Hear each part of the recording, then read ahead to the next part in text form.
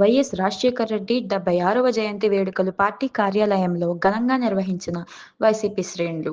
YS Rajasekhara Reddy విగ్రహానికి పూలమాలలు వేసి నివాళులు అర్పించిన వైసీపీ విశాఖ జిల్లా అధ్యక్షుడు కె రాజు. ఆరోగ్య శిబిరం వద్ద రక్తదానం చేసిన కె రాజు.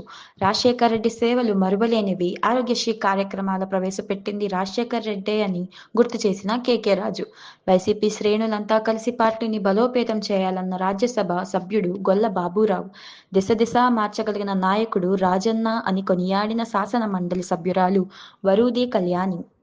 నైపుణ్యం ఉండి చదువుకోవాలనుకునే తపన తాపత్రయం ఉండి ఆర్థిక స్తోమత లేక ఏ ఒక్కరు కూడా విజ్ఞాన సమపాఠ్యంలో వెనకడుగు వేయకూడదన్న ఉద్దేశంతో ఆ రోజు రాజశేఖర రెడ్డి గారు తీసుకొచ్చిన ఫీజు రియంబర్స్మెంట్ కానీ, వసతి దీవెన కానీ, విద్యా దీవెన కార్యక్రమాల ద్వారా ఉమ్మడి ఆంధ్రప్రదేశ్ రాష్ట్రంలో లక్షలాది మంది పేద విద్యార్థుల డాక్టర్లుగా, ఇంజనీర్లుగా, గ్రాడ్యుయేట్స్గా తీర్చిదిద్దిన ఘనత, తీర్చిదిద్దడమే కాకుండా కుటుంబాల్లో ఆర్థిక స్వావలంబన తీసుకొచ్చి ఆ కుటుంబాల్లో సంతోషాలు నింపిన ఘనత ఒక రాజశేఖర రెడ్డి గారికి మాత్రమే చెందుతుంది. ఆర్థిక స్తోమత లేక వైద్యానికి నోచుకోక ఏ కుటుంబంలోని వారు కూడా అకాల మరణాలు చెందకూడదు, తద్వారా కుటుంబం నిరాశ్రయాలుగా ఉండకూడదనే ఉద్దేశంతో ఆ రోజు ఆరోగ్యశ్రీ పథకాన్ని తీసుకొచ్చి ఈ రోజు పేదవాడికి ఆరోగ్య భద్రత కల్పించిన ఘనత ఒక డాక్టర్ వైఎస్ రాజశేఖర రెడ్డి గారికి మాత్రమే చెందుతుంది. అంతేకాకుండా ఎమర్జెన్సీ కాలంలో తక్షణమే మెడికల్ సర్వీసెస్ అందించడం కోసం ఆయన తీసుకొచ్చిన 104 కానీ 108 కానీ ఈ రోజు ఈ దేశానికి ఆదర్శంగా నిలబడటం జరిగింది.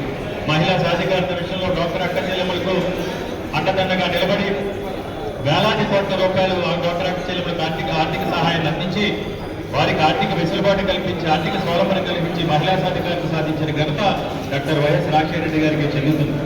అదేవిధంగా రైతు సంక్షేమం కోసం పోలవరం ప్రాజెక్టు విషయంలో కానీ, రైతు సంక్షేమ విషయంలో కానీ, పారిశ్రామిక విషయంలో కానీ ఈరోజు అభివృద్ధి అంతా కూడా ఒకే చోట కేంద్రీకృతం కాకూడదనే ఉద్దేశంతో ఆయన 5 సంవత్సరాల ముఖ్యమంత్రి కూడా 5 సంవత్సరాల 2 నెలల కాలంలో కూడా రాయలసీమ, ఉత్తరాంధ్ర, కోస్తా, తెలంగాణ ప్రాంతాలను అన్ని సమానంగా అభివృద్ధి చేస్తూ ముఖ్యంగా ఎన్నో సంవత్సరాలుగా దశాబ్దాలుగా కానీ జవహర్లాల్ నెహ్రూ ఫార్మాసిటీ కానీ, అచ్యుతాపురం సెజ్ కానీ, అదేవిధంగా పిహెచ్పిని ప్రైవేటైజేషన్ కాకుండా కాపాడి పిహెచ్లో విలీనం చేయడం కానీ, షిప్యార్డ్ ప్రైవేటైజేషన్ కాకుండా రక్షణ రంగ శాఖలో కలిపే కార్యక్రమం కానీ ఇవన్నీ కూడా చేసి ఈ ప్రాంతం నుంచి వలస వెళ్ళి పక్క రాష్ట్రాలకు, పక్క దేశాలకు వలస వెళ్ళి ఇబ్బంది పడుతున్న వేలాది మంది యువతి యువకులకు ఉపాధి కల్పించిన ఘనత డాక్టర్ వైఎస్ రాజశేఖర రెడ్డి గారికి మాత్రమే చెందుతుంది. ఈరోజు దుర్గవశాత్తు ఆ మహనీయుడు అకాల మరణం చెందిన తర్వాత ఈరోజు మనకు రాష్ట్ర ప్రభుత్వం జరిగింది. ఈరోజు నిజంగా రాజశేఖర రెడ్డి గారు బతికుంటే 100% కూడా ఆంధ్రప్రదేశ్ రాష్ట్ర విడుదల జరిగేదే కాదు.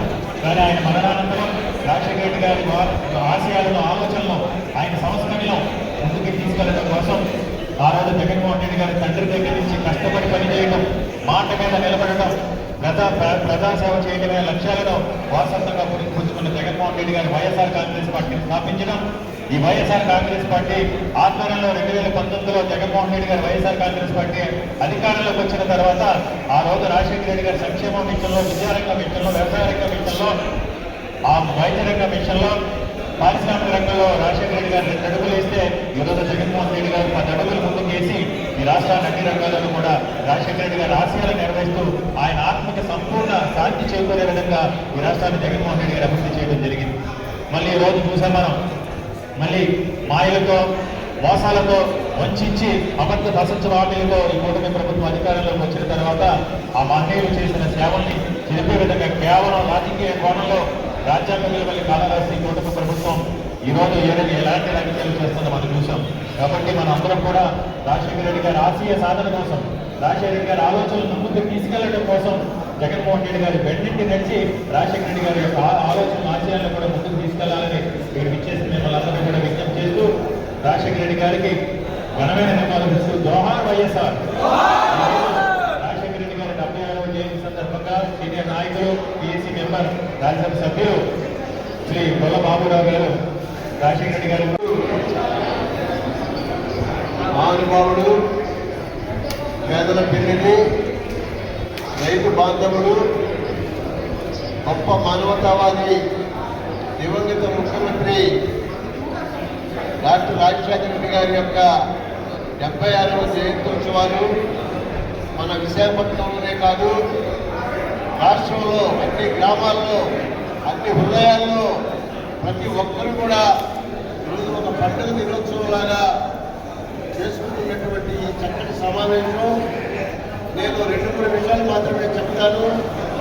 ముఖ్యంగా దివంగత నేత రాజశేఖర రెడ్డి గారు ముందుగా ఒక డాక్టర్గా పుట్టి డాక్టర్గా ఏ రకంగా ఆపరేషన్ చేస్తారు అది తెలుసుకుని సమాజాన్ని కూడా వారు ఆపరేషన్గా ఒక ఆపరేషన్ చేసి గొప్ప సంస్కరణను తీసుకొచ్చి దేశంలోనే ఒక గొప్ప నాయకుడిగా ఈ రోజున ప్రజల హృదయాల్లో నిలిచినటువంటి విషయం మనందరం కూడా మర్చిపోవద్దు.